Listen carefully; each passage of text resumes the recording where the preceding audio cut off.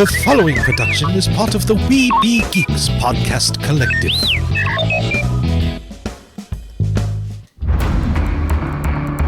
From days long ago, from uncharted regions of the universe, comes a legend. The dream that came through a million years, that lived on through all the tears. It came here, the Fandom Nexus. Fabulous secret powers were revealed to our host as he plugged in his microphone. I have a podcast! Here he is, your Spider-Pan, Jeremy.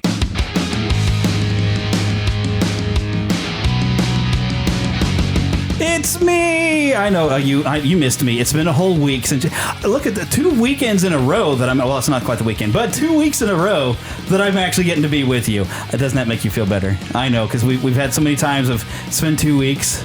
Sometimes, hopefully, I don't think I've had any 3 weeks in a row, but I want to be back weekly. And as I've been telling y'all, I'm about to start a new career, and I'm working full time again.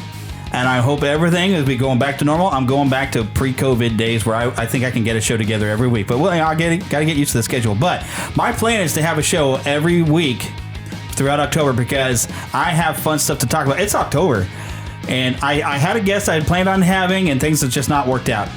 So we might not have as much information on Rankin Bass as good old Jonathan Johnson over at Diz Radio has, but we're going to do the best we can because Mad Monster Party. Phillip and I watched it here, and Lost Boy Phil is here. Hello. Hello. How's it going? So we are going to discuss the Mad Monster Party here because that's our first kickoff to Halloween. I've got a lot of other plans for some other stuff for Halloween, some more fun to have. So stay with us, keep with us every month, but we've got so much stuff to geek out about. My gosh. And you heard about DC Fandome, right? Oh, absolutely. I'm looking forward.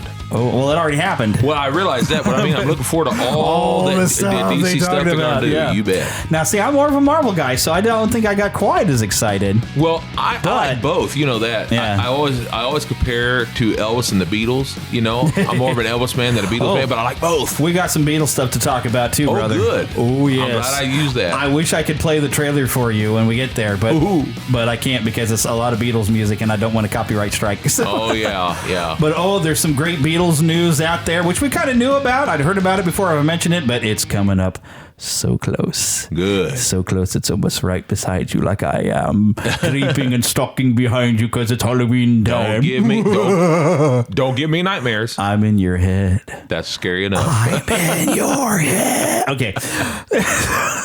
So the first thing we like to do is what I like to call some host chatter, which, of course, we like to ask the questions, what have you been watching? Go ahead. So, now, of course, I will mention I'm still, and we were talking about this earlier, still watching Star Trek The Next Generation, going through it. And, I love that show because especially when I come across an episode that I actually don't remember ever seeing. I love that show with every new episode even more. Because when I was a kid, they had, I think it might have been part of the whole thing, but I remember watching He-Man in the afternoon. Oh, yeah. And then they'd have the 1960s Batman, and then Star Trek would come on. Mm-hmm. I could never get into Star Trek because it really wasn't aimed at kids. That old Star Trek is very thoughtful. It's very thoughtful. And I didn't get so much into Star Trek, but I saw Wrath of Khan, I was like, ooh, that's pretty good. But I didn't quite understand all of it until later. Yeah. So, but I never really got really into Star Trek until I was, and even when Next Generation, I was like, oh, goodness, another Star Trek series. My goodness, that'll probably be boring. Mm-hmm. But then I went ahead and watched one. I was like, oh, my gosh. Yeah, this is so cool. And so The Next Generation was my gateway drug to really get in. Yeah. And I started watching more of the movies. I'm like, oh, man, this is good stuff. Yeah. Because even the only run of the other movies besides Wrath of Khan that I had seen was that fifth one where they have, I guess he's supposed to be one of Spock's relatives that tries to take him to meet God. His half-brother. We went down to some relatives I have in Lebanon, and it's where they have the one theater in town. And they had to wait for... 3 months before a movie that was a mainstream movie got into their theater. And so my cousin and my uncle were, my uncle down there, he's a huge sci-fi guy. Yeah. So they were super excited a new Star Trek movie. And so we all went to go see the Star Trek movie. And I was like, well, other than I did love the beginning when Kirk was trying to climb up the cliff, and I believe it's Bones and Spock or something up on the shoes or the boots that fly up to him.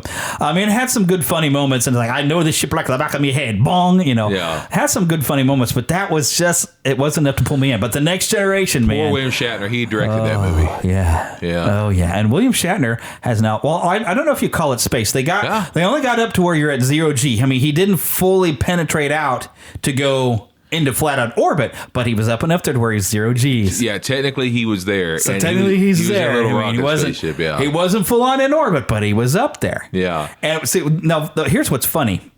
Okay, because I don't remember which one of the two. It was like Jeff Bezos and the Tesla guy. You know what I mean? Yeah. That guy. They've been competing with their commercial space companies. Sure. And I think it was the Tesla guy. He got his up there, and he was going to have the oldest person who'd ever been in orbit. And it was like some old astronaut that he had not gotten to go up for something or something like that. So he was like, well, you're going to get a chance to go up. And now you're the oldest person to ever go into orbit. So then I think this was Jeff Bezos from Amazon. His thing's like, oh, yeah, well, you know who's older than that? William Shatner.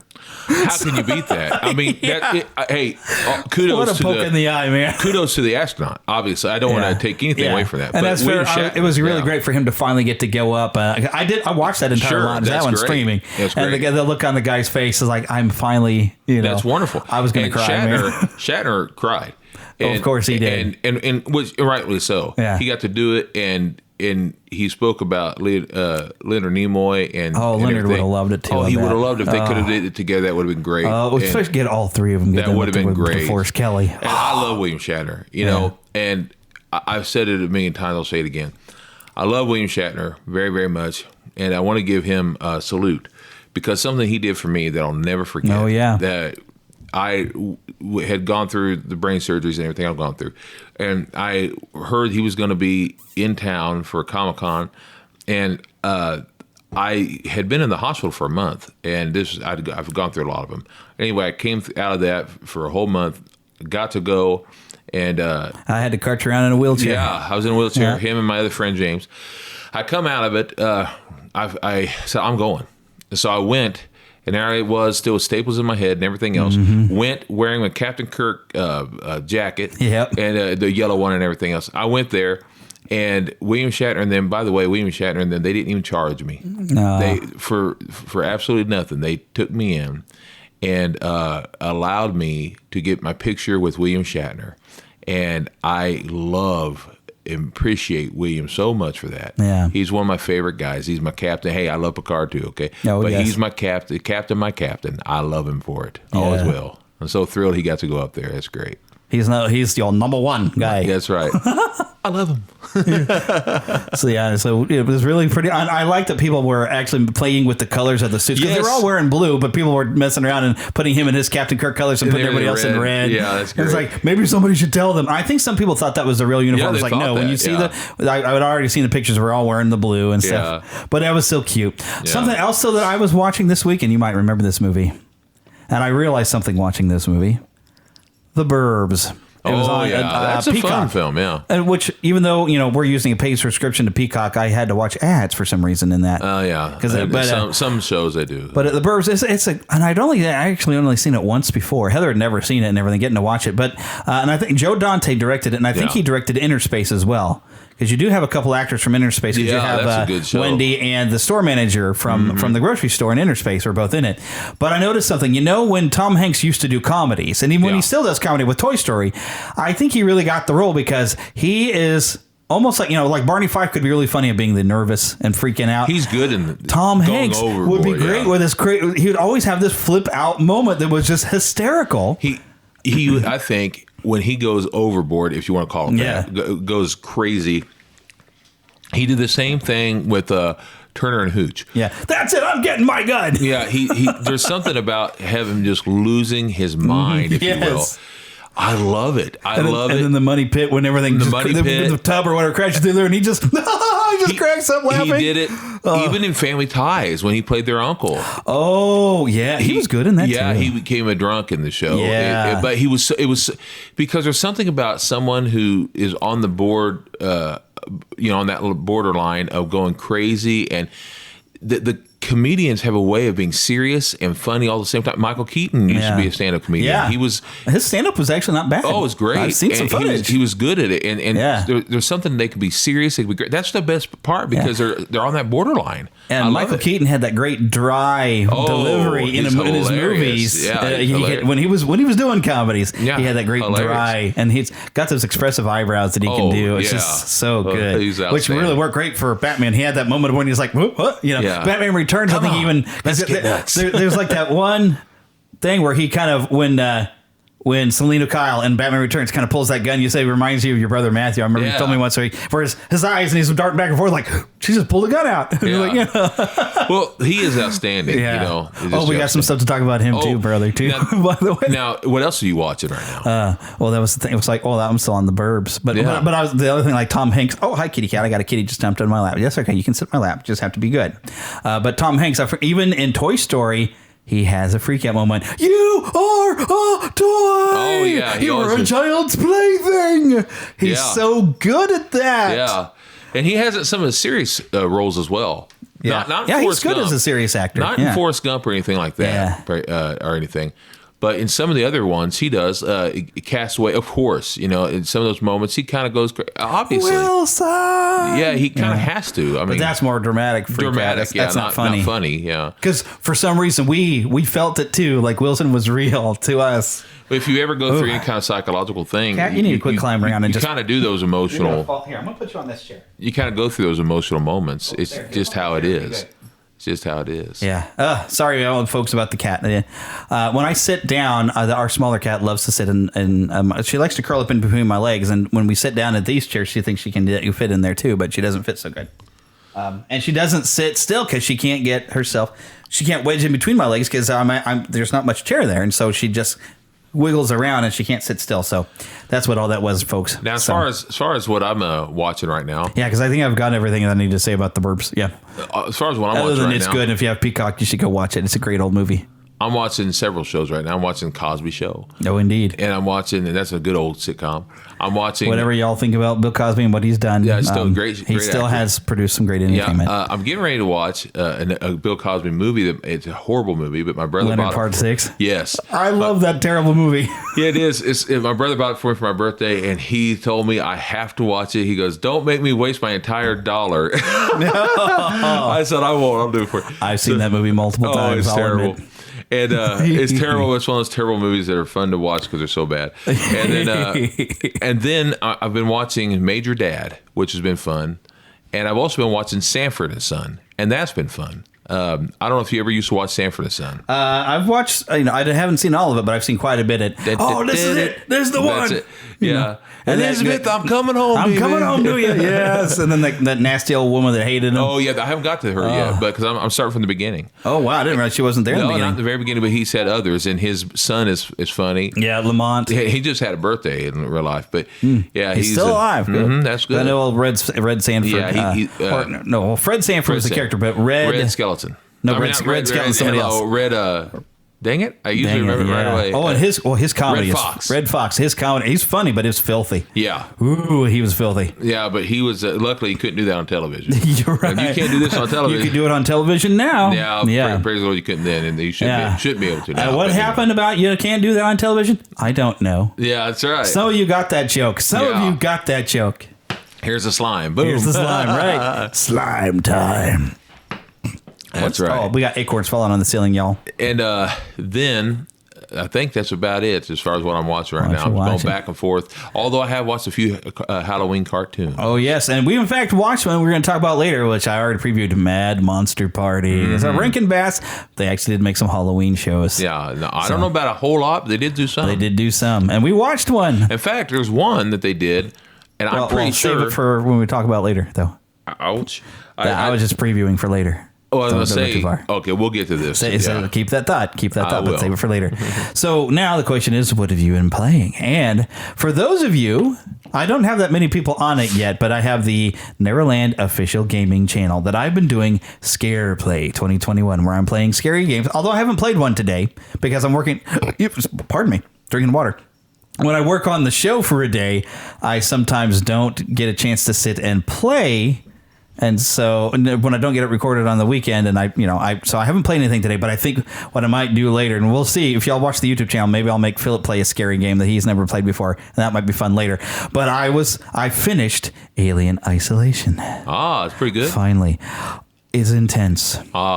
It's intense. I haven't. Because I saw Aliens long before I saw Alien. Yeah. Aliens, it's a little scary, but it's more of like an action horror. Yeah. And it's kind of an adventure, a thrilling adventure like Jurassic Park. But the original Alien is straight up suspense, scary. Yeah. I want to watch Aliens with my nephew. I had him watch Alien, and he loved it, but he was terrified too. Of course. That has some terrifying moments. And he was really in it, and I noticed, I would never say this to him personally, and he won't hear this, so I'll be okay, but he put his legs up. I noticed at one point. You pulled him up onto the couch? I noticed that, yeah. And I didn't say anything, but I noticed that he was getting into it. Well, imagine that you were one of them characters. Oh, man. That's what this game is like. Oh, cool. You're playing Amanda Ripley. And so you hear that, this an android comes in and says, hey, there's a ship that's docked over at the space station that says they found the Nostromo. Ooh. And we found the recording box that has all the journals on it, so we can finally find out what happened to your mother. So the company wants you to be able to come over, because one of the things with aliens, the companies are so corrupt and nasty. They stink. They're terrible. But it's like they want you to be able to come. They figure they owe it to you, so you can find out what happened to your mother, Ellen. So this is supposed to be her daughter, basically? This is her daughter. Oh, okay. And this happens in between Alien and Aliens. But, this is before, but you do get a kind of a look that the company, as Paul Reiser's character shows you, they knew full well what they had. And because you get onto the space station and it's already been destroyed. And as typical it is put in television shows, movies, and games, when some sort of apocalyptic thing happens, humans turn on each other. They go survival mode, and they turn against every other human except for the people that are in their little clique. Yeah. So you've got that going on. You've got the androids on board that have gone into full murder bot mode. And in the process of this, there's an alien stalking you. Yes. And it can hear you. Oh, I gotta see And depending upon the intensity level of the difficulty level, and you can even set it up to where, because the PS4 has a little microphone in the controller, sure. Right? You can turn that on if you really want to, or if you have a headset on, you can turn it on to where it can hear you breathe. And if you say something too loud, it'll hear that, and it'll get you. I turned that off because I was going to be talking into a microphone because I was doing a live stream, so I was like, no, that wouldn't be fair. But not to spoil too much, but after you've dealt with the one alien and you think, oh, we're going to breathe again. You go to the core because you're trying to reset the core on the space station. There's a flippin' hive. Oh, man. And I got stuck in that hive for a while because trying to get out because there was face huggers everywhere and all kinds of stuff. And even when you deal with the hive, a bunch of the aliens come right on out of that hive and they're still running around that space station. You got to deal. Instead of now just having one stalking you, now there's a bunch of them stalking you all over the space station. And I finally got through it, but I'm not going to tell you what happens at the end. I wonder if I got a different ending than what you would, because I didn't do it at a super hard difficulty level. Because I wanted to get through and experience the story so I could share it all with you. But if you're all for an intense bit of fun, come over to the Scare Play. I also played The Evil Within, which I thoroughly enjoyed that one as well. But oh my gosh, Alien Isolation has some seriously intense moments when you hear that thing stomping around and you're ducking behind something and say, please don't see me. And I don't even know how the thing sees or smells or hears because it has no ears, it has no eyes, but it has that weird, I think the dome of their head must have sensors or something. Yeah. And it knows where you are. Mm-hmm. And it wants to eat you. Not really. It wants to mount you on the wall and harvest you. Yeah. But it'll kill you multiple times. But at one point, you as part of the story, you do get mounted on the wall. Yeah, wow. I feel like I'm spoiling something, but yeah, I got to a point where I thought I had finished the game. I was like, yes, that's the last task I needed to do. I'm escaping. And then, hi, there it is. Cinematic. And, oh, look, where are we, Amanda? Oh, we're stuck to the wall. And look, there's an egg right there. We better get off this wall. Because y'all know what happens when they stick you to the wall with an egg nearby. Mm-hmm. You're being there for reproduction. That's right. Thankfully, I never had to come across a queen because I don't know what I'd have done. I've been like, where is that construction machine? But yes, so come on over to the Neverland official gaming channel. and watch me freak out trying to play Alien Isolation. When I first had the alien showing up, I spent so much time hiding in the locker because any little noise, I didn't know if it was right outside. And he's not talking about the game. He's talking about in real life. Yeah, sure. I went and ducked under the couch. But that's the thing is, I've gotten so used to survival horror games that I don't really get scared by them. But it's when you're trying to win and you're trying to not have your character die, it still creates that intensity. You're like, oh, man, I don't want to get that, But I get to where when it catch me, you'd hear me a lot of times like, dang it. Instead of some people going like, ah! But I was like, dang it. Yeah. Because I'm more like gaming mode. So, but yeah. So after I finished that, I've started up Resident Evil Code Veronica X because that's one of the games in that series.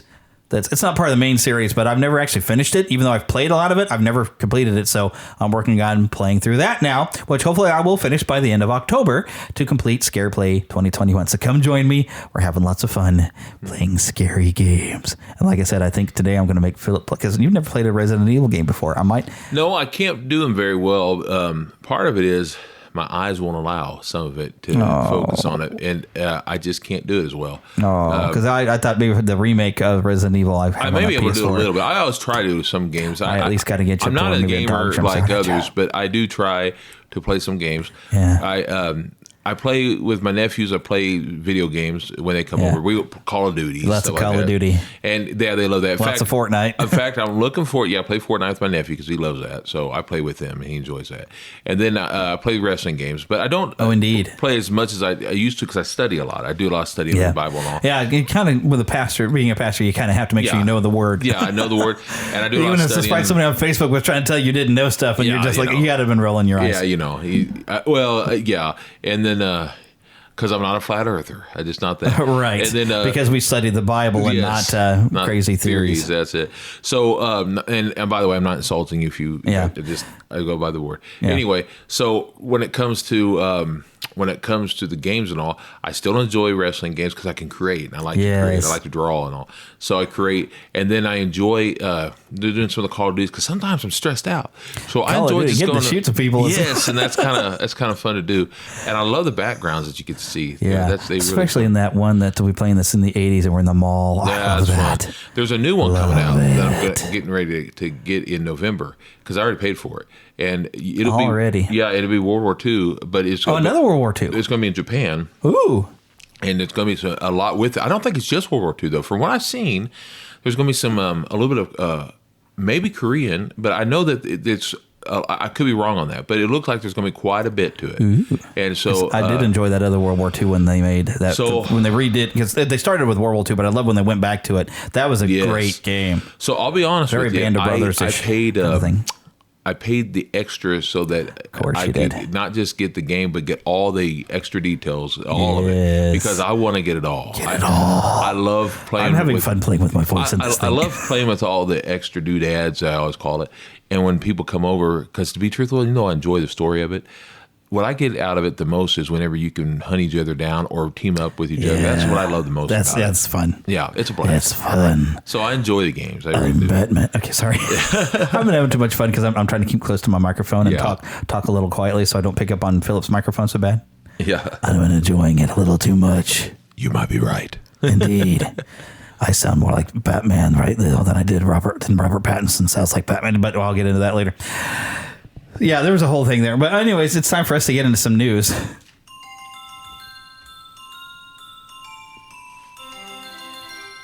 Happy, happy music.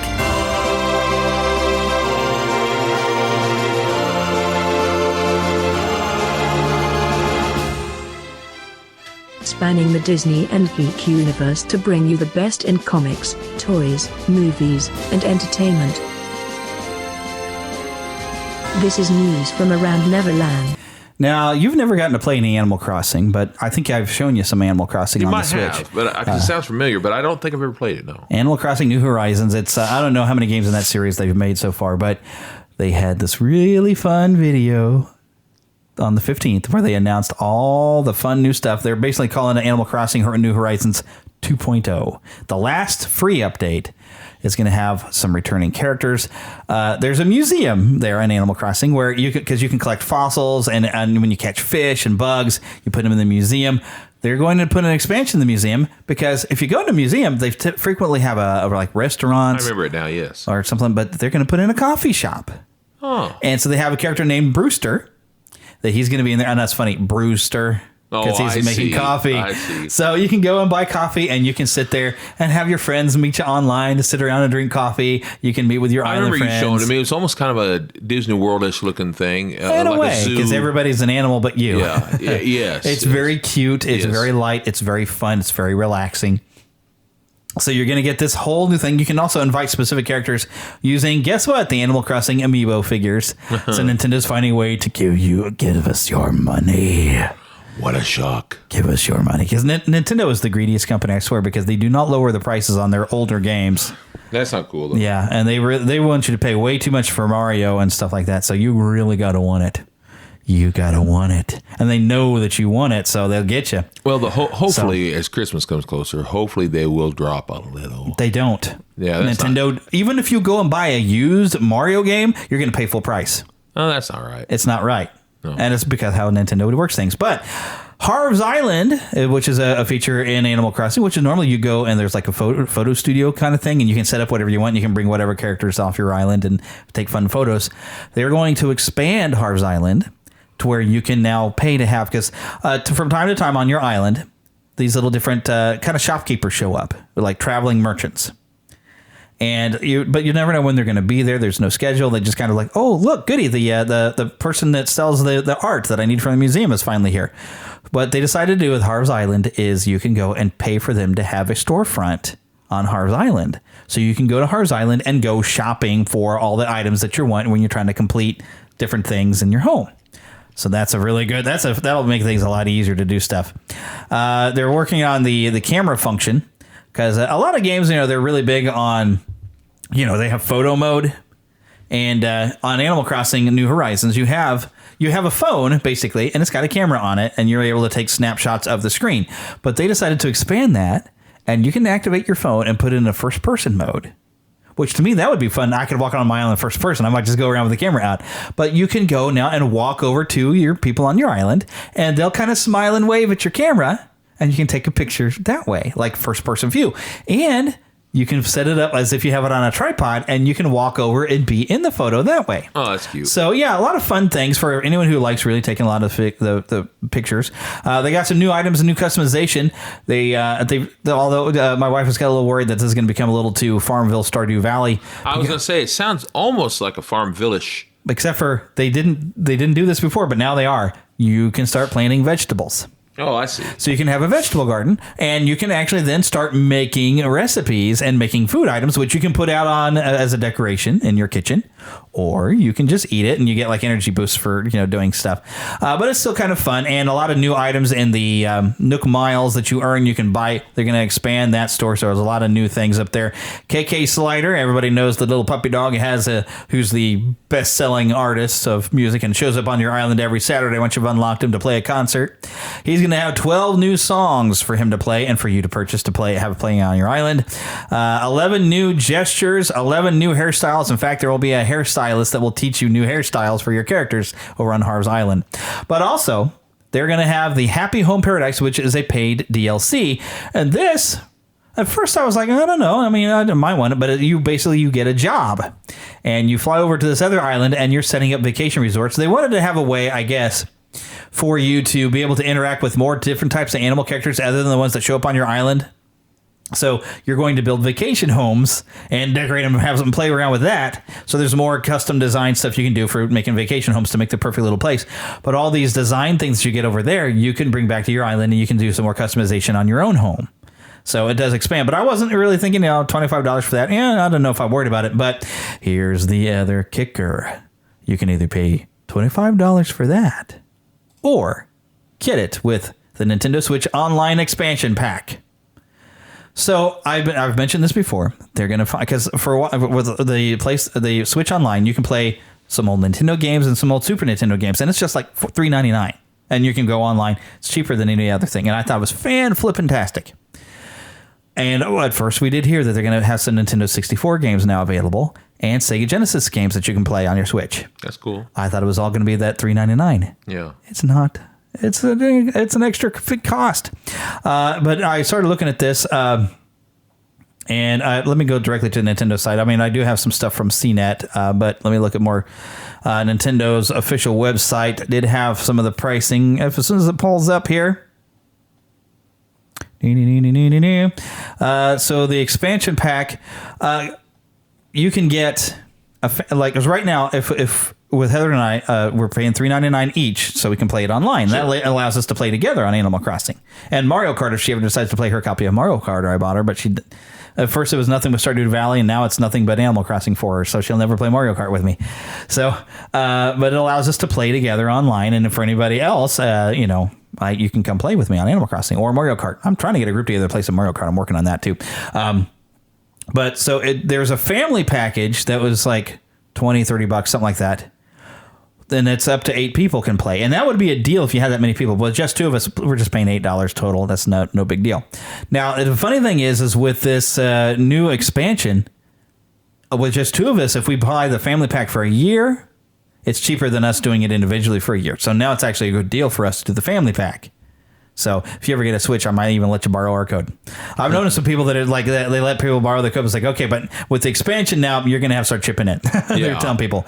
But you I'll get probably never get a Switch, but yeah. Well, you might. I don't know. You want to play some old Super Nintendo games. Now that I enjoy. Or play some old Nintendo 64 games or Sega Genesis games. But here's the thing. If you get the subscription to the expansion pack, they're going to give you the Animal Crossing DLC thrown in. Yeah.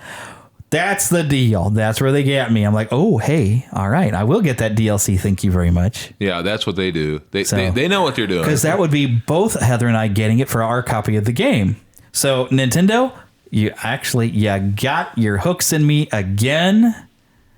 And plus, I've got some package set up for like the PS4 where I've got some old Sega Genesis games, but... and I should have left that up there because they're going to have a full list of all the different games. But there's a lot of games for Sega Genesis I don't have. Of course, I got some of the key ones that I wanted to have. Like you remember we used to play Bonanza Brothers all the time. Yeah, used to love that. But I'd love to have Desert Strike. We used to play that a lot. I remember that. Yeah. Let me go look at some of these. They got a full list of the Sega Genesis games. Let me have a peek here. Peeky poo. Is that okay? Here we go. So we got Sonic 2, Streets of Rage 2, Echo the Dolphin, Strider, which is kind of cool. They've re-released Castlevania Bloodlines, awesome. Yeah, I remember those. A lot of standards. Contra Hardcore, which I already have because I got a Contra set. Gunstar Heroes, never played. Golden Axe is kind of standard. Let's see, included games. They're repeating themselves a lot. Shining Force, Rise Star. A lot of this stuff is they've already released on other things. But this is just the start of things.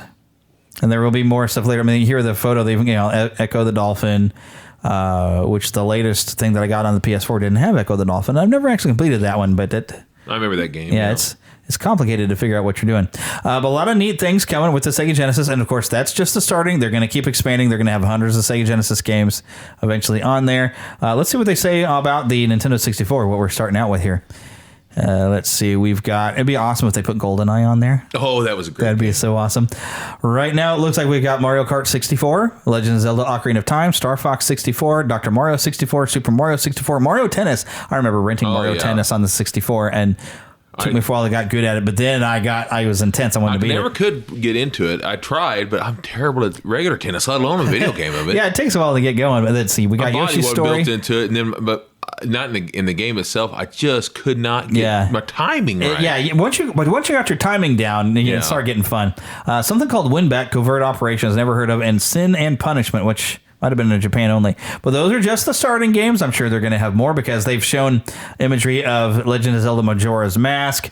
But if they really want to make sure people subscribe, get the rights to GoldenEye back for Rare. Yeah, because Rare, I think, started making stuff exclusively for Microsoft, maybe. Yeah. But if they can still get the rights to that GoldenEye game and put it on the Switch. I was thinking just the other day about that game, GoldenEye, and there was something about that game. It didn't have to look identical to the way it used to. You could put the new graphics and all, but that game was just before its time. It was just so, man. Yeah, there wasn't really, you had Doom. Yeah, you had Doom. Yeah. But that was the first time you had a group of your friends could get together on one console and play a death match against each other. was- Like other than Doom, where you that had to was have multiple computers, in but my being able to play opinion- together on a console, that was In my revolutionary opinion, at the time. that is what brought the Call of Duties, Yes. everything else. I was telling It my all nephews owes about it to it. GoldenEye. I was telling my nephews about it, how GoldenEye really changed everything for me as far as the gameplay. It was fun to attack each other. It was fun because it was like Finding sniping locations. You got me. Yeah, it was like you got, and I still do it to this day. Yes. There's something about the sniping area. Well, and You are a camper. I am a camper, but part of it is, and I'm not trying to be a jerk. It's just that I'm not the best at going out there. Part of it is maybe it's just me, but when it comes to Call of Duty and all those other Rainbow Six, all that stuff, I hate when I'm playing with someone and they go out there like, well, I want to die and I'll just come right back.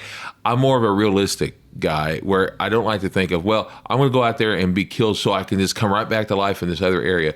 I just don't like to think that way, because if I was really, especially when I'm in a place like, let's say, D-Day, I think about these men who are really out there, and they weren't thinking, I'm just going to run out there in front of everyone and be And like Rambo. most people don't just run out, but you go and you find your little bits of cover, but you also try to be faster on the draw. Yes. You want to be out there hunting the But bad guy. I'm speaking of my nephews and people like that. They're just like, I'm just going to run out there, and they don't even try to do any kind of realism. I'll 'cause try it's to be a just little game. sneaky out, but I'm hunting for you. Yeah, I'll go out there to get you. I'm not talking about when it's just one-on-one, but I'm talking about when they're taking on the groups. Oh, when you got groups of it, Yeah. Oh my God, you got to get up in an open combat. You better find some cover. Yeah, they just want to kill the most they can, which is fine. To each their own. But with me, I know I'm going to die, but I try to take out as many as I can while I'm trying to find some cover. Yeah. And so I try to get down, Get down, find your shots, and make them count. And try to be faster on the draw than the other guy. If That's you have. it. That's one of the things I get good at.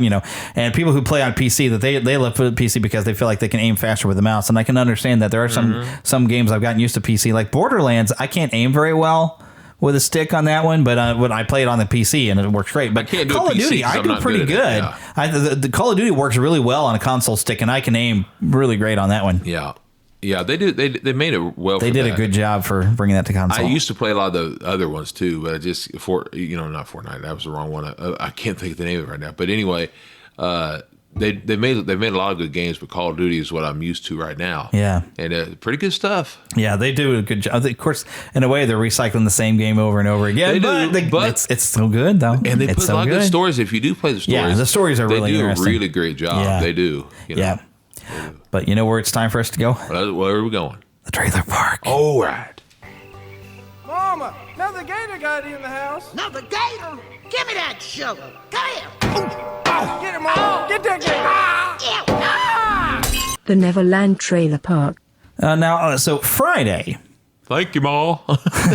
Friday, the hashtag or the trending things on Twitter was saying that people were losing it over hearing Robert Pattinson's voice for Batman. Yeah, the look on your face is like, that's exactly what I thought when I heard it. Now, the line they had given, because they were saying, oh, we're going to have a full trailer at DC Fandome on Saturday. And the line that they had was, it's a good line. It's like, that's not just a signal. It's a warning. But it's, okay, you hear my voice. I do not have a deep-toned voice. And if you imagine me talking like this a little bit or trying to be a little gruff, that's kind of what he sounds like. Does not like talking like this. Yeah. Of course, that's not even use my full voice. That's just scratching, But if I'd have to really bring it down to be a Batman. And it doesn't sound like Robert Pattinson is getting there. But anyways, let's have a listen to the full official trailer for The Batman. So as it pulls up.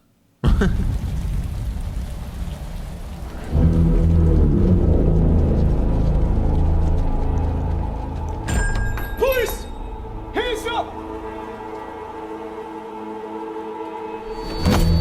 Stay still! Get out of here!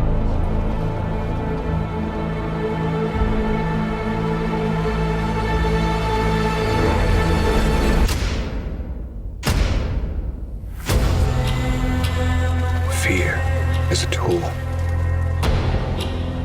But when that light hits the sky, it's not just a call. It's a warning. See, it's not bad, but it's not losing my mind over it.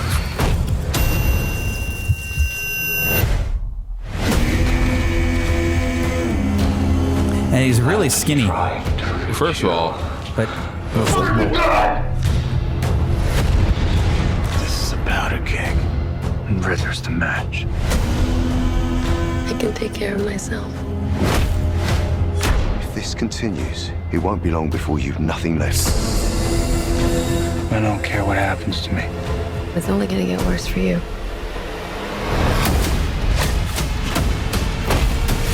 Whoa, take it easy, sweetheart. Hear everything they say, ain't you? Maybe we're not so different. Who are you under there?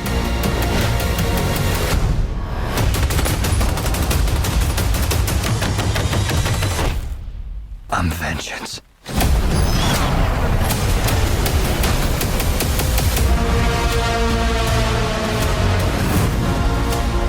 What's black and blue and dead all over? You. Take it. I got you! I got you!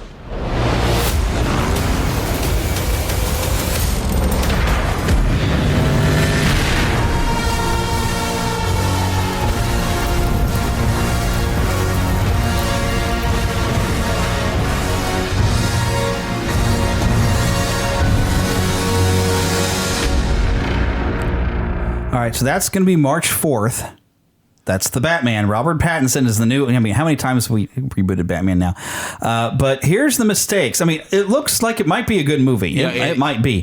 Here's my starting in problems. March is interesting because I'm so used to it being like a June or July. Yeah, It's it so should be used a to summer movie. Yeah. Now it's you know what I don't they used to blame him, say though. about spring movies is the one that the studio doesn't have any confidence in. Yeah, but I don't necessarily think that's the case here. Well, here's the mistakes I'm seeing.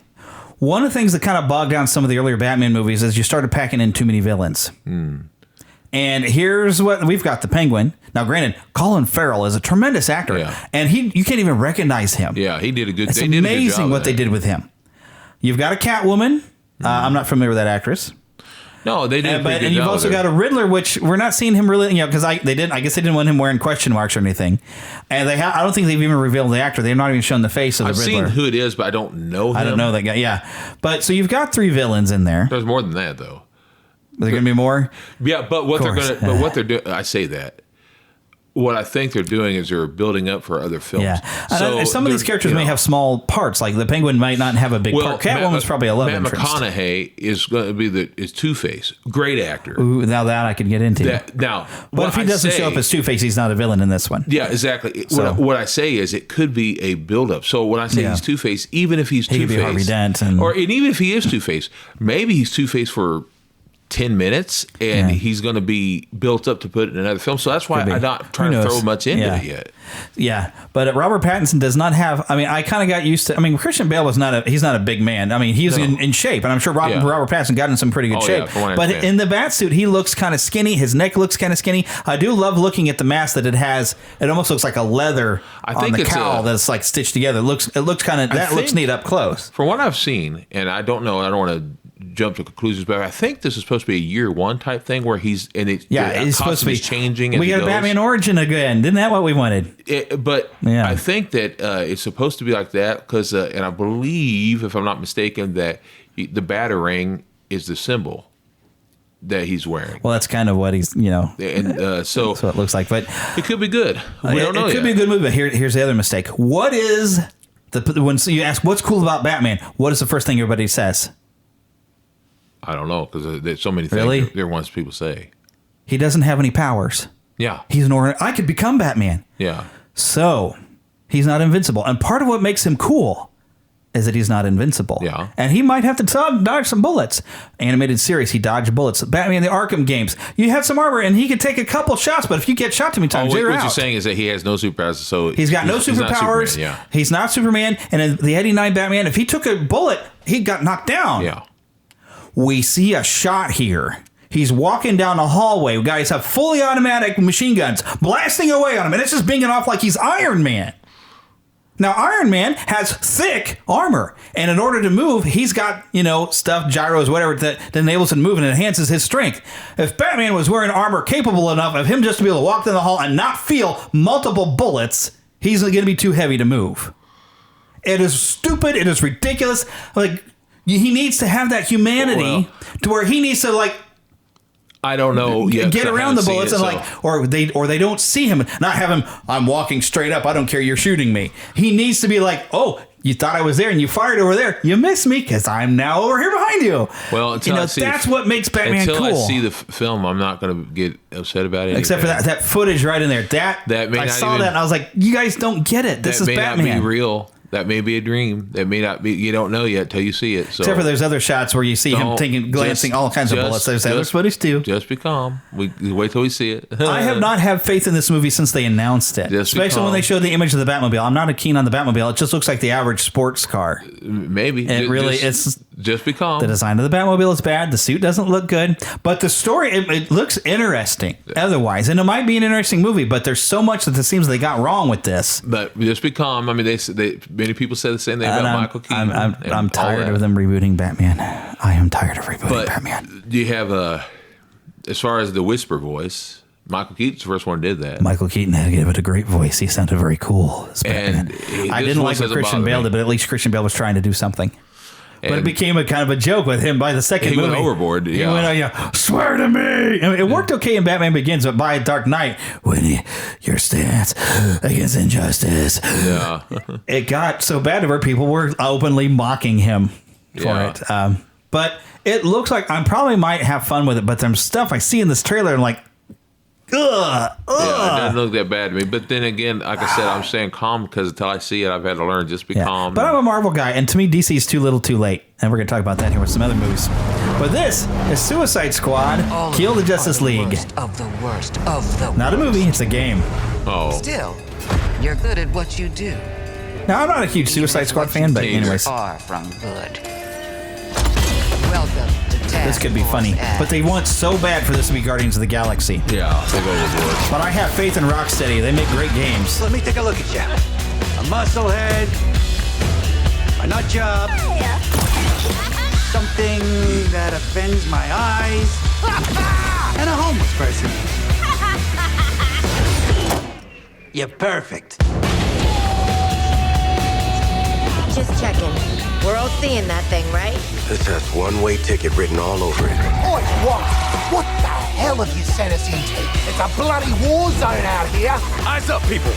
Congratulations, Task Force X. You're the first assets to make it into Metropolis alive.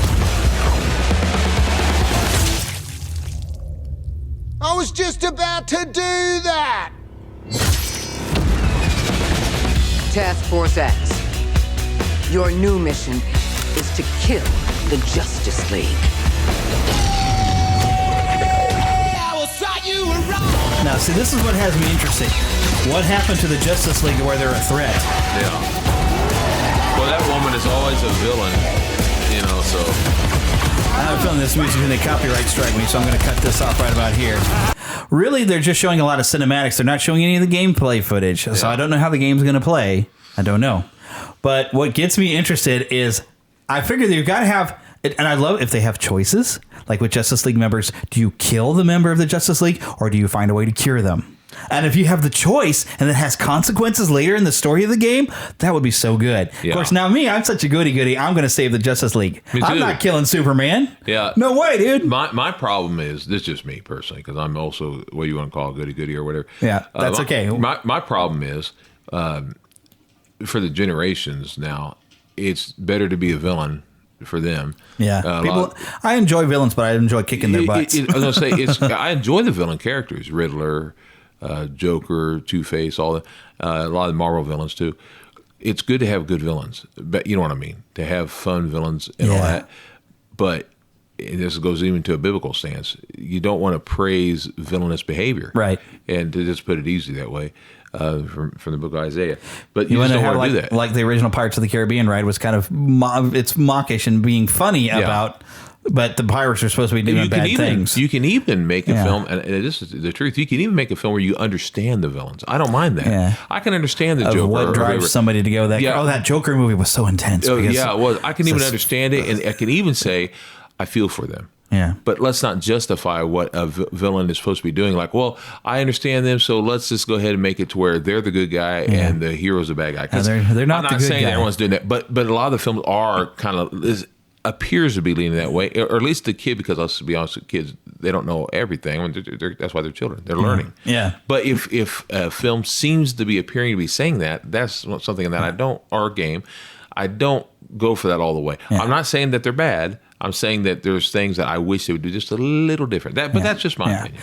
But yeah, if you're doing the wrong things for the right reasons, you're still doing the wrong things. That's it. So that's right. That's the only thing I ever said against but the it is Punisher. interesting. Is I think I like Punisher, but I can like he's still doing the wrong thing for the right. Which is why he came into the Spider-Man villain. But I would like to see an exploration of when they have a character. I would love to see them have a villain that the villain doesn't realize they're the villain. That's it. That would be interesting because that.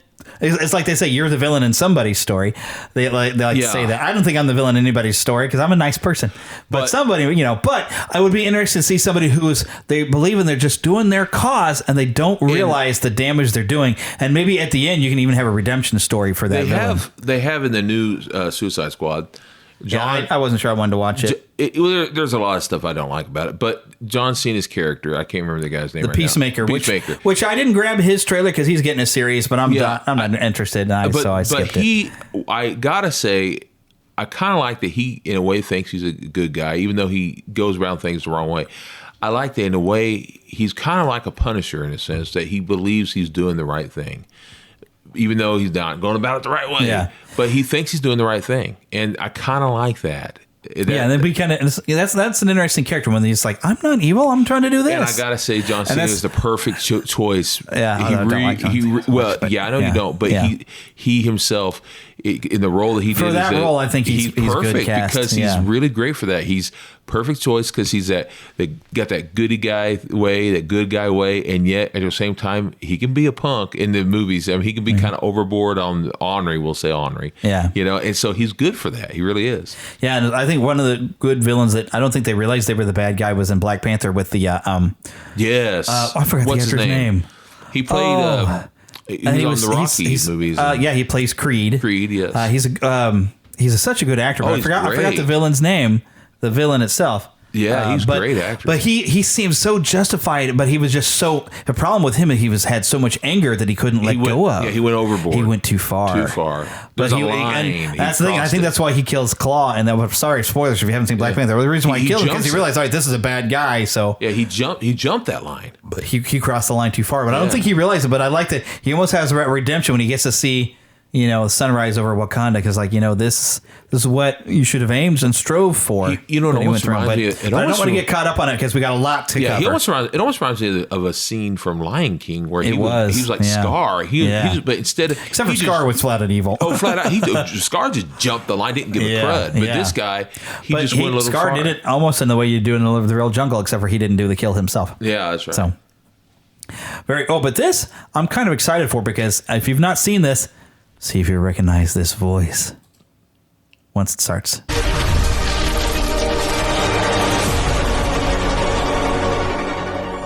Greetings, DC Fandome. Okay, this is not what I expected. Ezra Miller here, live from the set of The Flash. It looks like this. This is not the video I was looking for. We're very excited to show you the movie. Let me skip ahead here. I recognized the music right away. I was like, hey, wait a minute. Yeah, that's Ezra Miller. All right, Ezra Miller. Him as Flash is not too bad. I mean, I actually kind of like Grant Gustin better. But anyways, here's the trailer. And the music should sound familiar too, buddy. Tell me something. There's the voice. You can go anywhere you want, right? Any timeline, any universe.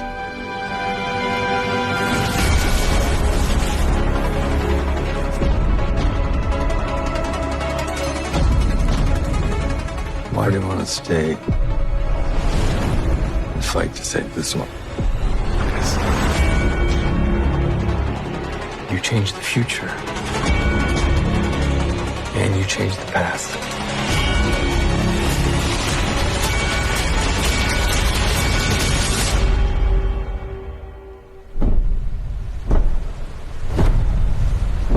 And it's this last shot here. You see the 89 Batman ears. I can't wait to see that. So, I mean, this is cool, and it's Michael Keaton. Yes, it's Michael Keaton, and you get to see the inside of Wayne Manor the way you remember from 89. And I love that the fact, okay, so at this point you see a tarp over a car, and you pull it away, and they don't show it, but you can tell from the shape of the tarp, that's the 89 Batmobile. So that's what got me interested, like, because they're doing Flashpoint. Basically, they're doing Flashpoint. What's good about that is you can keep certain things. For instance, the Aquaman and the Wonder Woman, we knew they were going to keep them from the. What's good but they can multiverse it. You can multiverse. You can also keep those things, and that stuff stays. And yet, you can keep Cyborg if you want. You keep those things, and yet you can change the things that people don't like. I'm sorry, Affleck fans. He's come back for this, but they're not keeping that. I know people keep saying, "No, we're going to keep that too." No, they already know they're not. And if you like Snyderverse, okay. Those of you who thought that the Snyder Cut of the Justice League was the greatest thing ever Okay, I personally do not, but that's just my opinion. But I'm not a Snyder fan, but that doesn't mean he's a bad guy, and I'm really sorry about it. I'm so sorry about that. Yeah, but all that being said, I'm looking very much forward to seeing what they will do. Yeah. And mostly, and this is a selfish comment, I adore Michael Keaton as Batman. Yes, I'm excited for this. By the way, I'm still a fan of Batman Forever. Not so much the other one. But as far as this goes, I am so looking forward to it. And I'm now reading the comic books of the ones that they're doing. I need to get a copy of those. I will at least let you borrow them, if nothing else. But that being said, maybe we'll get you a copy. But that being said, I cannot wait to see what they're going to do with these films, because it'll be great to see Keaton in that mask again. I'm so excited. It's like that little 12-year-old when the first movie came out. 12 years old. I'm so excited, folks. I actually have a great big cardboard Michael Keaton on my wall, man. Yes, you do. I'm excited. Yes. The only thing I will say about this is I feel a little bad for them, because them getting their multiverse kind of thing connecting together, it's going to seem like, oh, isn't that what Marvel already did? Well, it's a little unfair. But it's a little unfair. Flash did do it first. Yeah. So we know that. That's the thing. And DC had a Justice League before there was an Avengers. DC in the comics was first in all this, but they, for some reason, never thought to put it together in a cinematic universe. In their defense, they should have been doing this all along. They had Warner Brothers in their pocket. Warner Brothers, they're cowards. They should have done it. They're cowards. They really are. Now, I will say, in their defense, they didn't. They had no idea it would work. Marvel proved that it works. Well, Disney had more of the money than Warner Brothers. Even before Disney stepped in, you had Marvel Studios. Marvel was doing it, and Disney, when they jumped on board and bought it, because they believed in the product, and Disney had the money to make sure it happened. Disney had the intelligence and all the people behind it to know how to do things that other people just didn't. Well, they just let a lot of the Marvel people that were put together. Well, what I mean is they knew. I'm talking about marketing and all that. Oh yeah, Disney can market with the best of them. Basically, they might have something you've never heard of. I mean, we could just make it up on the dot here. October Squad or whatever, and the Pumpkin Man and this Pumpkinhead and people all of a sudden Candy Girl. They market like crazy, and all of a sudden you get people. Oh, I've always loved them. There is no them. It's never been around for, and people suddenly have always loved them. I've always been behind them, and I've known them since. Okay, it's never been around, but now all of a sudden people are interested. They're invested because they every time you turn on a TV show, it's commercial. Every time you pick up a cereal box, it's there. It's okay. It may cost $1 million or $2 million or whatever to commercial it, maybe more. Probably a lot more, but they're going to make billions back. Yeah. So that's how it goes. Now, here's the thing, though. Because Marvel's, we got Spider-Man movies really diving in that multiverse hardcore, bringing back some old villains. So it almost seems like the Flash is a little copycat diving into the 89 Batman. But here's what I want to see with the multiverse. Now, we know Disney and Warner Brothers once had some really good conversations, and as long as Mickey Mouse and Bugs Bunny had the same amount of lines and shared the same amount of screen time, they could share a screen together in Roger Rabbit. I doubt it'll happen, but that would be neat. What if a multiverse? You see where I'm going with this? I would love Disney, Marvel Studios, and Warner Brothers. Remember that? Yes. A multiverse where DC and Marvel can come together, and we get a Justice League Avengers crossover movie. There was a comic book that I adored in the late 70s, and that was whenever Superman and Spider-Man met. And by the way, in that comic book, you had Hulk and Wonder Woman. I have a giant-sized version of their second meeting. Oh, yeah. Oh, yes. Hulk and Wonder Woman met, too. Yes. So, I mean, this is stuff that happens in the comics. If two comic book companies can get this together, and we know that Warner Brothers and Disney can compromise and find a way for Mickey Mouse and Bugs Bunny to be together, can they sit down in that chair and realize, do you know how much money we can make? It would be awesome. Do you know a Captain America Batman movie? Avengers of Justice League. I doubt it would happen, but that's a nice dream. Because we got a multiverse, so these multiverses can cross over. Remember the amalgam? I love that. That was great. Just think of the potential if they ever do this. But anyways, we better get moving because we're supposed to be talking Halloween stuff. Now, I actually haven't watched this trailer, but I've been hearing about it.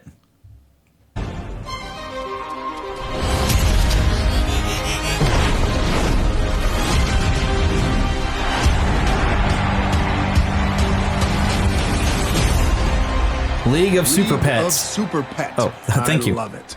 Perfect. Hey! Pets, plural. You ever heard of a league with one dude in it? I haven't. Well, they say I'm in a league of my own. Oh, you're in a league of your own, all right. Mm-hmm. Ain't nobody as messed up as you. I recognize those voices. Dwayne Johnson as Crypto. Awesome.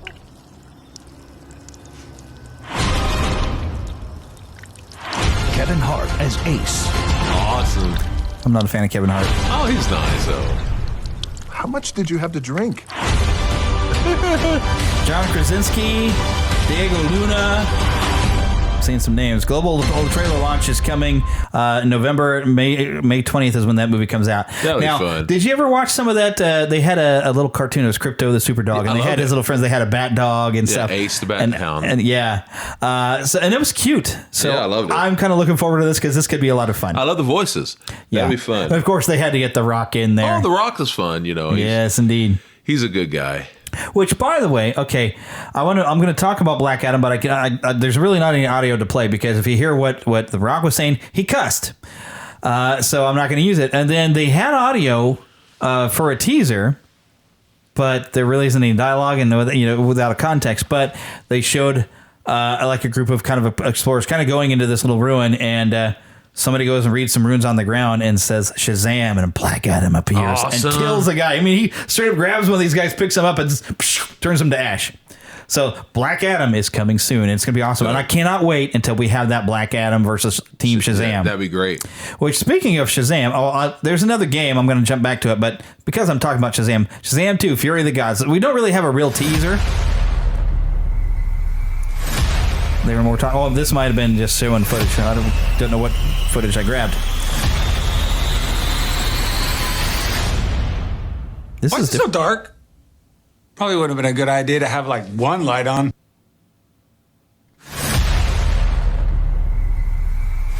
Okay, it's repeating or something now. This is not the footage I'm meant to grab. Is it repeating? Seriously? Why is it so dark? Probably would have been a good idea to have like one light on.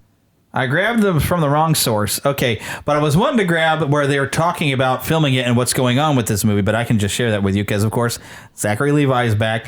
Good. Have you seen these new costumes? No. Because the one thing with the Shazam costume is it looked like it was this extra thick bulk that was on him. He looked like he was wearing too much. Yeah, I thought they've trimmed those down, make him look good. They've upgraded the suits, and of course the entire family is back. Good. We've also got Lucy Liu and Helen Mirren, and they're playing, I guess, some Greek goddesses. Good. And they're bringing some Greek monsters into town to fight with the family. Don't know what they're mad about, but it's Shazam 2, Fury of the Gods. That'll be great. Now, what I also want to see is, and I don't remember what the character's name is, but that little evil caterpillar that we got to see a little bit in Shazam. Oh, good. Because he's an important character in the comics, apparently. I need to get more of the comics because the comics were good. I used to read them like when I was a teenager. I came across remember we used to go to Pack Rat? Yes. I came across a whole bunch of on sale for like, I think he sold them to me for like 50 cents at the time. They were like the old ones, and they got me some of the new ones too. And I read a whole bunch, and they were fun. I may have a couple of them still. But anyway, it was a lot of fun. And I like that they're doing Black Adam the way they're doing because they're going to have a movie or so. Build him up. And they're going to build him up, which is good. Because The Rock is not a small actor. No and I'm kidding. not talking in physical sense. You've got that too. He's a blockbuster guy now. He's the new Will Smith. Oh, he is. He's great. He's really great. I love him. And I think they're going to do this correctly. Yeah. So I can't wait to see this. Shazam 2, I think, is not due for until like 2023. I mean, they're working on it. Sort of like Aquaman is currently in production. Aquaman 2. Good. Looking forward to that as well. And he's not your regular villain because he's one who thinks he's a good guy, right? And he's egotistical as heck. Yes, he is. I'm not saying that about actual. When you got that level of power, I'm it's not easy saying to that do. about Rock. But I'm saying The Rock's character back in the day. Oh yeah, he was egotistical. When he played when he was a heel wrestler. He was a real. He was a level. He was charismatic as a heel. He was charismatic as heck. Yeah, but he was a heel. I mean, jerk. He was a jerk. The guy himself. I'm not talking about that guy, but that character. As a wrestler, that's what you do. When you're a heel, you got to be the jerk. He was a punk. He was. But he was so funny as a jerk. He was. Well, I always say this about the heel wrestlers. You hate to like them, and you love to hate them, and you hate to love them. Yeah, and especially a good heel like Damien Sandow, back in the day. So the ones that you could entertain you. Oh yes, there's been some great wrestling heels. So looking forward to him as Black Adam. Yeah, looking forward to see what they do when they cross him over with Shazam. It'll be fun. It'll be great. All right, I got another game trailer, Gotham Knights, which we know this has been coming for a while. Official Court of Owls story trailer. Well, Court of Owls, I guess, is maybe part of Gotham Knights. Now, the main premise of what we know about Gotham Knights is they've done in a world where Batman is dead and Commissioner Gordon apparently is dead. Oh. So this is a different world. This is Nightwing, it's Robin, it's Batgirl, and the Red Hood trying to save Gotham in their own way. There's not a lot of dialogue in this, but let me go ahead and play some of it. But this is not set in the Arkhamverse because you'll notice the Penguin's voice is entirely different. Yeah. But you still haven't finished the Arkham games. You need to finish that. Man, Jim Gordon, they thought they had a handle on this city. That's the Penguin's voice right there. They never did. Sounds like it's going to look for that new movie. You don't stand a chance.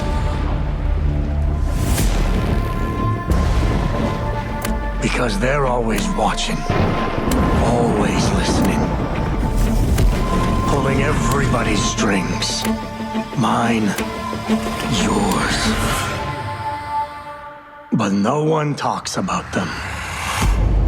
Not a whispered word is said. The Court of Owls is a myth. They're listening.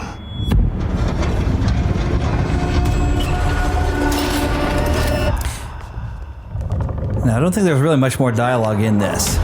It's a lot of action shots, a lot of cinematics. They don't really show much of the gameplay there, so I'm going to end there right there. Now, I'm not that familiar with the Court of Owls. That's been a fairly recent, within the last, I think, 5 years, concept they've had where the Court of Owls is like this underground evil conspiracy group that's just controlling everything in Gotham. So this will be exciting to see them brought forth in a game. So looking forward to see what comes through with that. But there's a little bit of Aquaman too, but really they're just talking about they're making it. Other things that though I did learn from the Fandome, we've got a Catwoman animated movie that looks very fun in style coming. Very brilliant, because when they were bringing out Batman Returns, this is years ago, 1992, I was just 15 when it came out. And I remember, a long time ago. Oh yeah. I mean, 92. But I think whenever they started bringing out the comic books and all, they were very brilliant, because what they would do is they would bring out a comic. They did the same thing in 95 and all for Riddler and Two-Face and all. They would bring out comic book series and all, kind of building up the characters. And they did that for Penguin. They did it for Catwoman. They'd want you to know about these characters that they were letting you know about before the film. And it sounds to me like they're doing that same thing here for these characters before the movies come out. Now, what they have, they didn't have then. They get to bring out these movies, these films. They didn't have that then, and so that's very, very wise, I think. But one thing that they did do, they had, and I have to give credit to this, Paul Dini, love you. But you had Batman the Animated Series. So right after, they didn't have that for the first film. So right after Batman Returns, we're talking just months after, you had Batman the Animated Series, which is why the Penguin got to have that look. That he had the flippers. But yet, and he had the nose and the hair. Yeah. But yet, what they did that was so much wiser, and I think even the film, even though I like Batman Returns, but I think it was smart that he was still kind of more refined. Yeah, he was more of the comic book Penguin. Yes, and he just looked a little like Danny DeVito, which was cool. Yeah. I thought they did a good job with that. Yeah, but we've got some bunch of animated movies. So we have that Catwoman, awesome, and she's going to be teaming up with Batwoman. Oh, that'd be interesting. So we've also got Super Sons, I think they're calling it. We've got Damian Wayne as Robin, cool. With which the now controversial, I suppose, John Kent. John Kent, yeah. Jonathan Kent, yeah. Yeah, no, not Jonathan. John. Oh, John. Jonathan Kent is dead. This is his name for him. He probably his full name is probably Jonathan, but he goes by John. Yeah, but you have John Kent, which is Clark's son. Lewis and Clark's son. Yeah. They're going to have an animated feature, but the DC animated universe is. I mean, it's not a connected universe, but those animated movies are really good. They do a good job. Yeah. They really do a good job of those. So when they announce some new animated stuff, I got to say, check it out. And if you have HBO Max, you got access to a lot of them. And they've even got the Long Halloween available for you now. Oh, which is fun. Which is, it's. I want to reread the Long Halloween because I think they did change a lot. I must say, but I did enjoy it. Not disrespect to the artist of the comic book, not my style of art. A little too, and I'm an artist. I like that's Jeff Loeb and Tim Sale as writers. And they also did that Spider-Man Blue, which I really enjoy. I think they did a better job in the films because that would be hard to animate. Yeah. So they did a good job at making it similar but different. Yeah. And yet a little smoother, so which I thought was that good. Superman All-Stars, how they kind of got some of the style of the artwork of that special comic, but then they animated it, which was very smart. Yeah. They try to do that, and I like how they do it with a bit of respect. Yeah, I think that's good. Yeah, but we need to move on because this is a Halloween episode. Sure. And you know what? We've got a movie to review. Mom, that's not the right button. Fuzzball. Okay. That's not the right button either. See, the joke's on you because I still don't have a button for movie reviews. I need to make a movie review thing. I keep talking about it every time, but I never do it. So that's why I was actually playing around with the buttons. I was actually playing, but we actually have a movie to review. But I mean, this is not a movie you're going to go out and see in theaters, but you can purchase it if you have a Vudu or a digital account. And apparently, there's a Blu-ray if you can buy online. But I bought it, I think $9.99 for a digital copy. Mad Monster Party. This is a Rankin Bass. They made Halloween movies, and they've done. When I was looking this up, there are two because there's Mad Monsters, and I think that's the only two. And you were looking that up, and Mad Monsters was made in 1972. Mad Monster Party was 1967.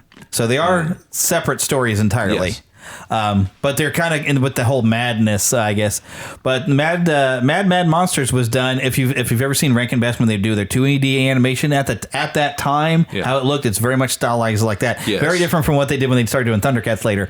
But the Mad Monster Party is good old fashioned stop motion puppets. I was going to say I didn't think about it the other day when we were watching it, but I thought about it since then. I don't remember if it was yesterday or what. I recognized those. I almost said toys. I guess they are in a way, dolls, But I suddenly realized that they looked very familiar to me, and I had seen it before, but it'd been a while. Later on, maybe a couple of years later, 72, 73, 74, whatever year it was made, in Peter Cottontail, that whenever he goes back in time or whatever it is to the calendar or whatever, of course, it really doesn't make sense because it's supposed to be that they goes back, but in reality, they already know what's going on. It doesn't make any sense if you think about it. But when they go through with some of those things like the Dracula, either it's his different one that looks identical, or they use the exact same, probably did use the same ones, same doll, same ghost, same whatever. Could have been. I don't think they used the Phyllis Diller one. But they used... because that Phyllis Diller, that was definitely a Phyllis Diller puppet. Yeah. I mean, it looked like her. But Rankin Bass was so good about that, about making puppets that look like their special guests. Because in that Peter Cottontail one, you have Danny Kaye. That's Danny Kaye. There's no doubt that's Danny Kaye. Yes. But anyway... They're so good at that. They had, in that, you have a lot of the same haunted characters. Yeah. Even though I don't think that they're supposed to be those characters, but it's Dracula, it's ghosts, so they're used. And again. I do wonder, looking at this picture of Boris Karloff, I think they did a good job with Boris Karloff plays Baron Boris von Frankenstein. They kind of made it look like Boris Karloff too. It's him. It is. Yeah, I mean, there's no other person who can sound like. I mean, they get a great job. I don't believe they actually, because I think it's an impersonation of Peter Lorre. They did make, of course, that puppet that looked like Peter Lorre. Yeah. I mean, it would be as if you hired someone from Saturday Night Live to do their best. It's kind of like when you had I can't even think of his name right now, But when you had someone who tried to sound like Frank Sinatra and they did their very, very best and they dressed like and put on hair, it's so close. It'd be close, but it wouldn't be quite the same. No. But this was a story by Arthur Rankin Jr., as most of them were. The screenplay was written by Len Korobkin and Harvey Kurtzman, of course, directed by Jules Bass. Bass. You got Boris Karloff in there, as we said, Baron Boris von Frankenstein. Alan Swift is, oh my goodness, Felix Flanken, Yetch, Dracula. Yes. Yeah, Yetch was the guy that was the Peter Lorre. Invisible Man, which I love how they did the Invisible Man. Oh, that was great. How they managed to do that as a puppet. Do you remember? Because it was great animation. It was brilliant. And on that one, sometimes you see those, I guess, fishing wire or whatever, the string. Yeah. You don't see any string or anything, and it's not like they had a computer to remove it. I love it. Not that I want to ruin it. Because he'd be like a pair of glasses and a hat bouncing around, like walking. I don't want to ruin it for anyone, but I got to say, my favorite part of the whole thing was when they threw a pie. And you see this great big nose, and it goes, "Oh, you're ugly. No wonder you're invisible. Yeah. Yes, you're ugly. Yeah. No wonder you're invisible." That was hilarious. Yes, but he's also Dr. Jekyll and Mr. Hyde. Cool. Chef Machiavelli, which that was a funny name. Yes, and I love the Dr. Jekyll, Mr. Hyde. Yes, that was so much fun. Transition. He was the voice of Captain, First Mate, Mr. Cronkite, Mailman, and the Monster, also known as Fang. Why didn't they just have who he wasn't? Would have gone quicker. Yeah, he's pretty much most of the voice, except for Gail Garnett is Francesca. Yes, which she's had to have been an inspiration for Jessica Rabbit. It was so close. Her features was so out of proportion that I don't know how the puppet stood up. Yeah, that had to be strange or something. Then we mentioned Phyllis Diller, and she's just known as the Monster's mate. She was great. Because she's Phyllis Diller. She's great. We love Phyllis Diller. And then Ethel Enos was the title song singer. Now, who did now, maybe you already mentioned it, I just didn't remember his name. Who was the guy who did the main character, I can't think of his name, the nephew or whatever? Alan Swift. If it wasn't one of these other actors, it's Alan Swift. That guy was amazing. He was sounding... He was Felix Flanken. Felix Flanken was the name of him. He was basically sounding like a Jimmy Stewart impersonation. Yes! He was a Jimmy Stewart, completely ripped off. Well, it's kind of like on the Hanna-Barbera cartoons, you had, in reality, we're being serious here, they did these voices that were to sound like celebrities in a sense. I mean, to be truthful, and people probably wouldn't recognize this now, but I mean, we even have a Huckleberry Hound to sound like Andy Griffith during the comedian days, and you had that's just how they did. Or you even had I can't remember the name of the Daddy Dog and whatever the Augie Doggy and Doggy Daddy. Doggy Daddy. Yeah. And that was to sound like that. What's his name? Jimmy Durant. Son of mine. Yeah. Oh boy, son of mine. Oh father. You had those. That was definitely. It was great. Yeah. I loved how they did that. It was good stuff. But we want to focus here because we're trying to talk scary things. But yeah, you have Hanna-Barbera did the same thing, but all the celebrity impersonations they would do. That was the Mad Monster Party. I wish I hadn't been so tired, but it was a lot of fun. You were tired. My goodness, it was past my bedtime. We were trying to watch this. I got to adjust my biological clock. King Kong type of character. Well, don't spoil the end. No, I say he's like a big monster guy. By the end, it's like surprisingly, suddenly there's a giant gorilla. But all right, so to kind of just touch on what the story is here, is you have Felix Flanken suddenly receives an invitation from his uncle, Boris von Frankenstein, because Boris von Frankenstein has a new invention where he can basically he was making a bomb. He's making matter disappear. It's like it's exploding. And so he wants to show it off to all of his monster friends, and he even invites he wants to pass it on to his nephew, Felix Flanken, the pharmacist. Well, I'll try, but...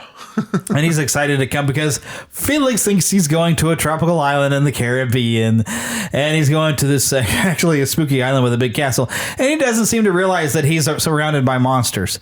But Hotel Transylvania totally ripped them off. Yeah, big time. Well, because they're having a party with monsters. Yeah. Oh yeah, I mean they're having a party because they're celebrating this new invention. They're all going to get to see, and the monsters all want to be the ones to inherit the scientific knowledge and the know-how of in the Dr. castle. Frankenstein. And they're trying to kill Felix. And they start trying to kill Felix. Even Francesca is trying to kill him, but I won't want to ruin what it changes later. But. And they then start trying to turn on one another. It's just so funny. It's like they're monsters. And the jokes are corny as heck. It's so much fun. Yeah. It's one of those things you don't really write so much because you can't help but giggle a little bit. Even if you're tired, you're like, oh, I get it.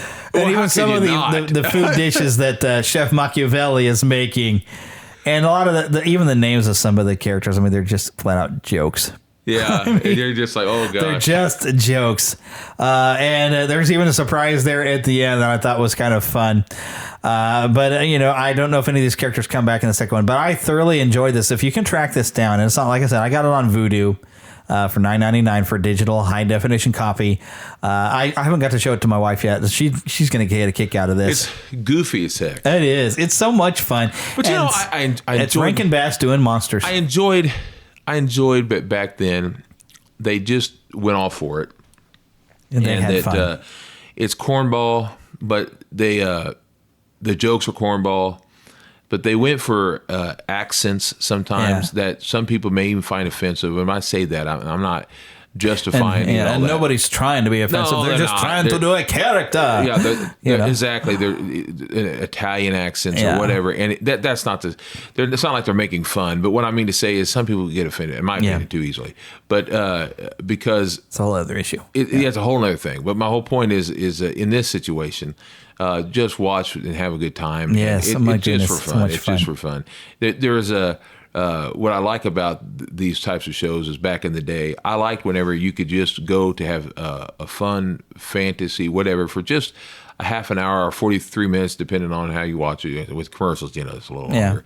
But when you do that, it's just to get out and have fun, and no one's trying to offend, and it's just basically, hey, let's get out of the world for a little while. Yeah, let's have some fun with some monsters. Yeah, in even this the case, creature from the Black Lagoon, there's not a listed voice for him, though. Yeah, and I love that about Rankin Bass. They knew how to kind of get you out of the world for a while and just have some fun. They were great at that. Just have some fun. I love Rankin Bass. I always will. They're part of our not just ours, but really, I'd say almost, at least in America, all of our lives. They whether it be whatever holiday, they had it. They did it. They made something with it. Yes, indeed. I mean, I'm surprised they didn't do something for every single holiday if they didn't. Well, I think that, don't they? They have a Leprechaun's Gold, or they have it because they have a St. Patrick's thing, which I think I watched last year because I actually have that now. We was talking a while ago about Peter Cottontail. Mm-hmm. That covers just about every holiday on that one special. It kind of does. I almost think that was their whole intent. Was let's see, we're going to cover Easter, except we won't talk about Jesus on that, but we'll talk everything else on there. And there even a 4th of July thing on that. There is even It's been a while since I've watched that one. Yeah, that one has everything. They even did have a Groundhog Day bit there for Jack Frost. Yeah, absolutely. Absolutely. Which is weird because you have Jack Frost and he's such a lovable character, then they make him a villain in Frosty too, you know? And that's got Andy Griffith. Yes, and it drew Andy Griffith in. It's so great. And I love it, and that helped me to learn how to draw him. Yeah, they did a great job. Make sure we're talking about the monster stuff. Well, we're going back to that. This is Halloween time. We're supposed to be talking about scary things. They cover just about every holiday, not even the official ones, including Halloween, and I think they did a good job. Yes, they did. But now I'm going to hop over because we know, all right, so the Mad Monster Party, which we enjoyed, but Mad Monsters apparently deals with the wedding. So it's not connected into the storyline before because we have a bride already in there, and it's Phyllis Diller. And this was an episode of the ABC Saturday Superstar movie. Yes. It is, and they're putting it in quotes on Wikipedia, related to the 1967 Mad Monster Party. But this is after Baron Henry von Frankenstein, so see, it's a different Baron. It's not Boris. Which, of course, they named him Boris because it was Boris Karloff. Yes. He creates a bride for his monster. He decides to make arrangements for a lavish wedding at the Transylvania Astoria Hotel. Hotel Transylvania. Yep. Henry's assistant Igor is jealous of the monster and wants the bride for his own, much to the annoyance of Henry. Now, I won't read the entire plot because I haven't seen this. This one's only 43 minutes, so the other one was like an hour and 40 minutes. Yeah, the other one was Mad Monster Party was long. This is only 43 minutes long. And of course, they left some time for some commercials. I might even look to see if I can get a digital copy and watch it seemed this like one. there was another one that had Mad on it because I looked it up, and but I don't think it was them because I only found 2 listings that were actually Rankin Bass. And maybe I didn't know what it was, but it looked like it was another holiday. It was Mad something, and I don't know what it was too. I don't know, but I found they are Mad Monster Party and Mad Monsters. Yeah. And which Mad Monsters, I can't give the full recommendation because we haven't watched it, but I'm sure it's fun. We watched it's some Rankin of it. Bass. We didn't get to yeah, watch it's a all little of bit it. in the car. You managed to Yeah. find it on your phone, but I'm going to see if I can watch the whole thing at some point. I bet I can find a digital copy on Vudu. I might have to It was look it up. goofy what I saw of it, but it was fun. Yeah, because it's Rankin Bass. And Yeah. Rankin Bass always, Rankin Bass is quality. Yeah. Great animation, They great were fun. and so Mad Monster Party, definitely, I know you can get this on Vudu. You can buy a digital copy. You can also buy a Blu-ray if you order online through Best Buy. Which I didn't have time to wait for it. I wanted to watch it, so I got a digital copy only. It was so much fun, and like I said, such corny, and it's a great way to just have some monster fun that your kids can sit and watch, and it's not scary. I see that Funko actually made some toys of Mad Monsters. Oh! Mad Monsters. Oh! I saw just now. I didn't expect that, but it came up just now. Oh, Yeah. those would be fun. Yeah, little figures and such. How much fun is Little that? Funko figures of Fang and everybody. Yeah. But anyways, I think we better wrap this up. This wasn't the most Halloween of episodes because there was so much DC. So all you comic book fans got a bunch of fun. It's And Mad Monsters Party is what it is, actually. oh, Mad Monster. Oh, and those look just like the puppets. Yeah. Oh, wow. Although I think they did try to reduce things on Francesca to make her balance a little more balanced. Because it is ridiculous. It was funny, though. But yeah, so we, of course, want to go through, and I want to thank all the people that helped me out with making the intro, like Karen Kennedy, Sure. Ricky Pope of Christian Nerds Unite, and Darren Wilhite of the Wilhite and Wall radio show. Don't forget to email us at podcast@neverlandpodcast.com. Follow us on Twitter at NeverlandPcast. We're on Facebook. We have both a fan page for you to like and a group for you to interact with. Please do leave us a voicemail at 816-226-6492. And don't forget, if you go to neverlandpodcast.com, right there on the front page, you can find my podcast reviews. If you happen to have a podcast and you want to be able to look at your reviews from all around the world, from all the different sources of where reviews are left, it is for just an inexpensive yearly fee. You can get your reviews emailed to you. But until we meet again, get lost in an adventure.